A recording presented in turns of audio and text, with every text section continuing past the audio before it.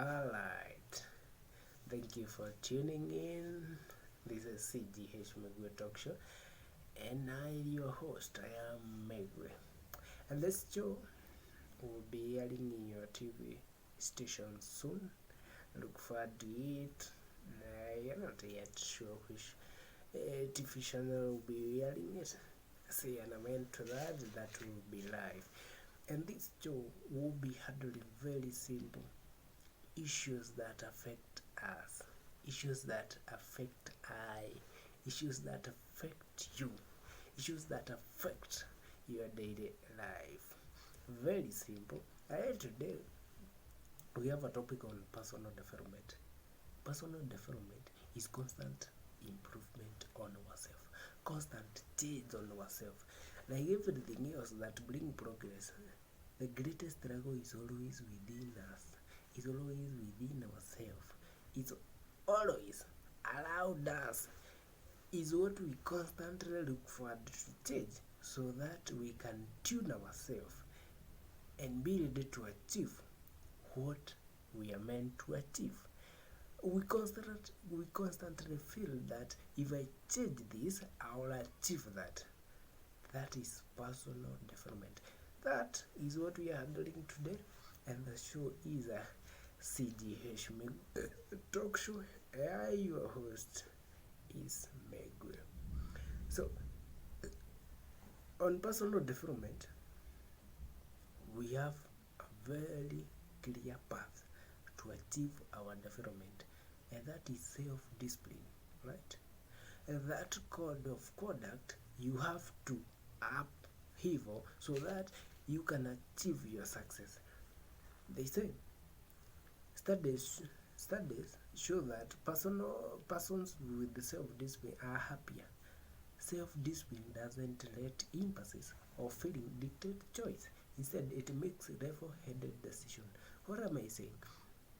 When you have self-discipline and you are faced with a challenge, you don't make decisions according to that environment.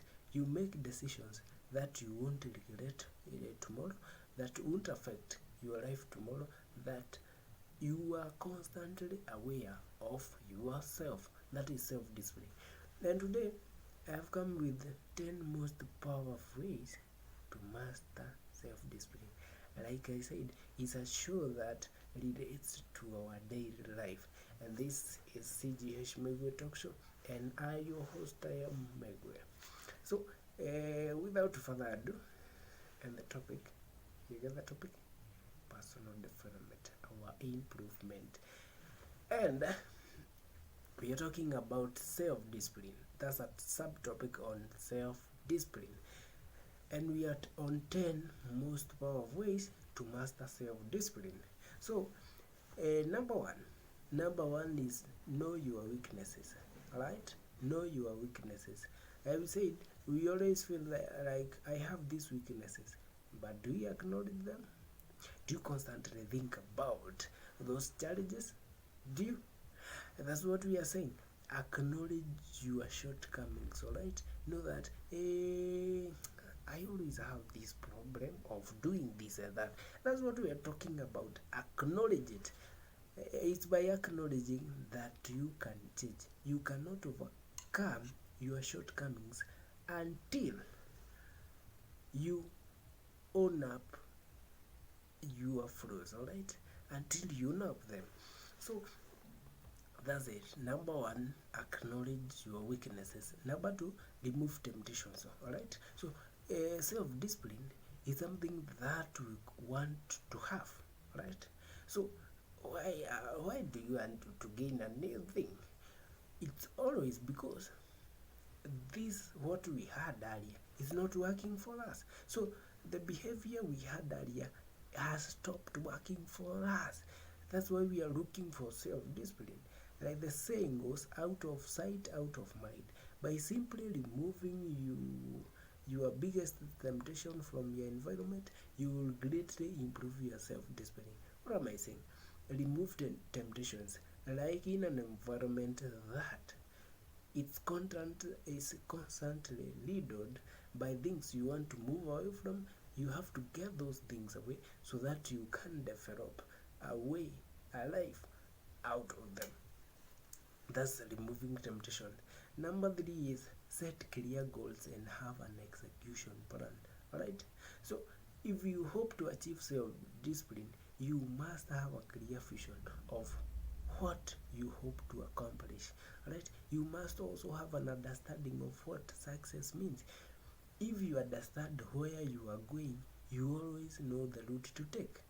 The same with the success. If you understand the success you want to achieve, that is the same way you will be able to set goals to achieve that success. You getting me right?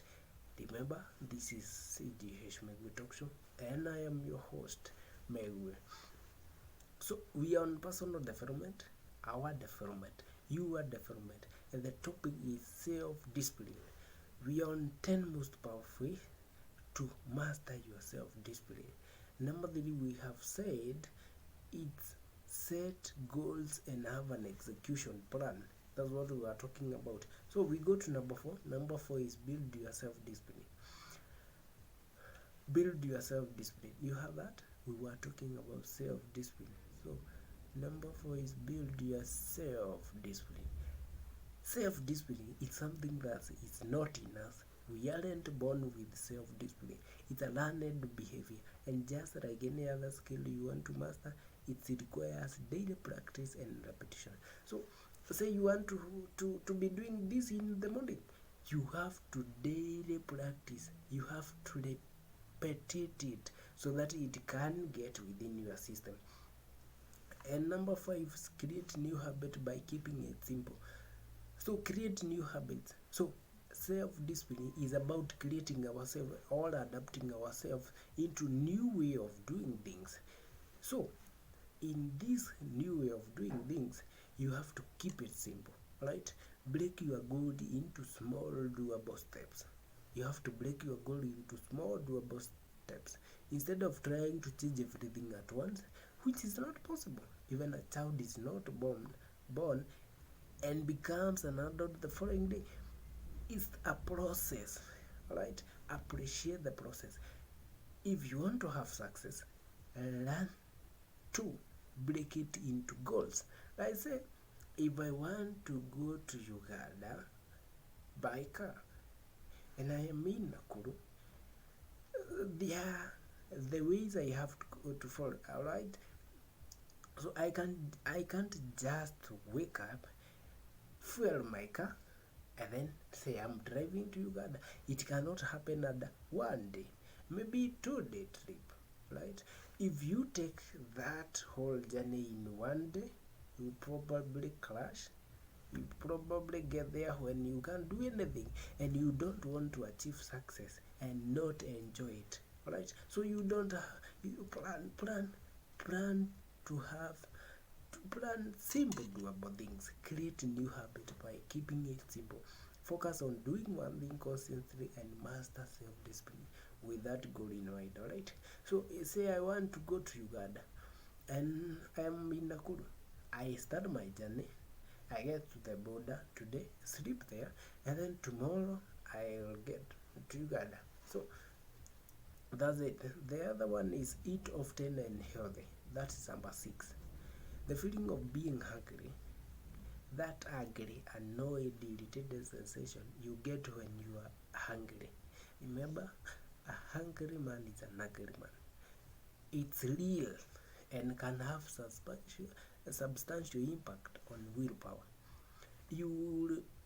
When you are hungry, your ability to concentrate suffers and your brain doesn't function as well.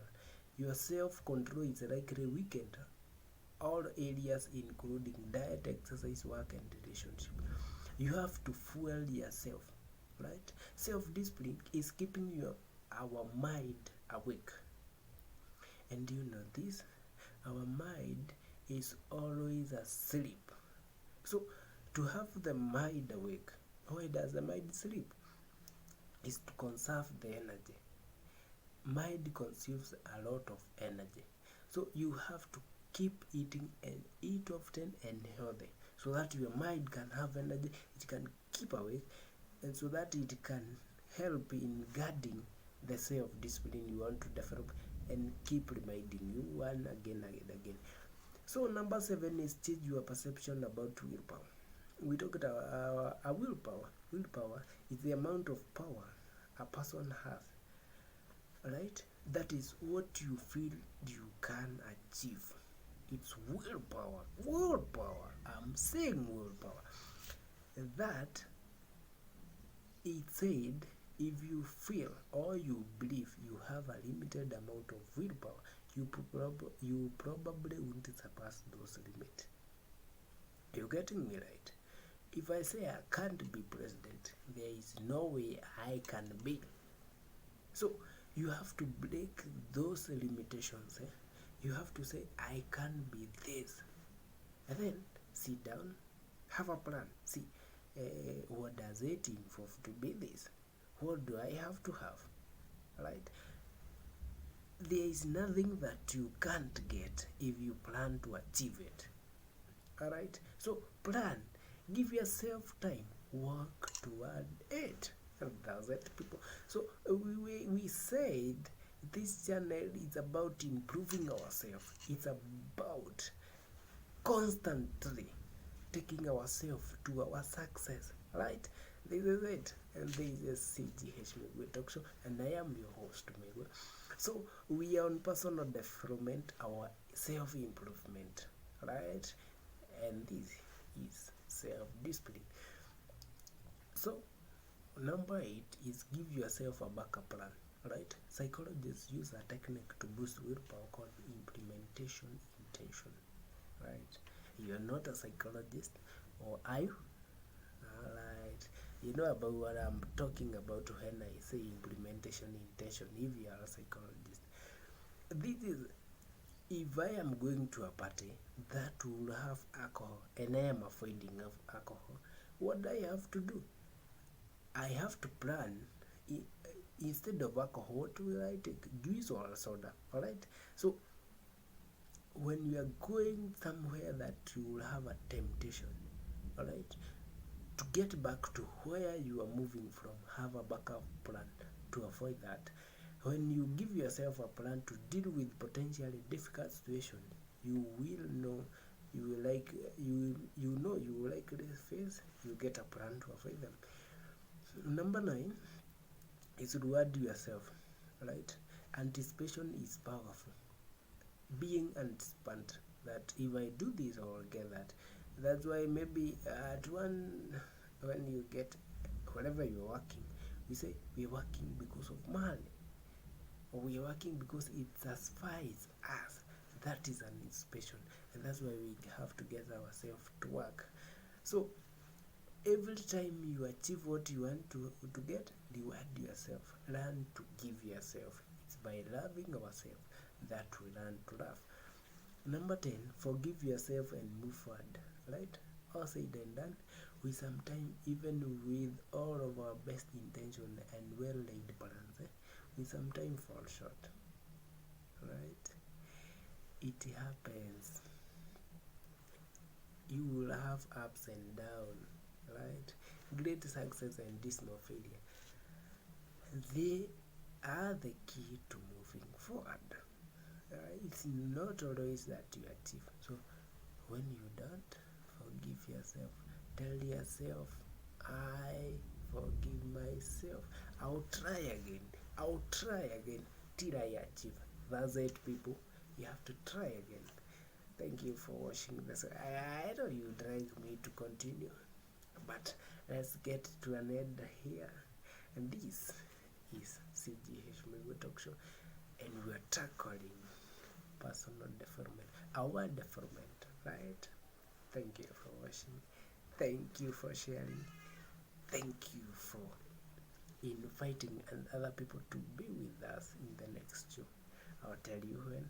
Will you be listening? Answer me in the comment. Thank you.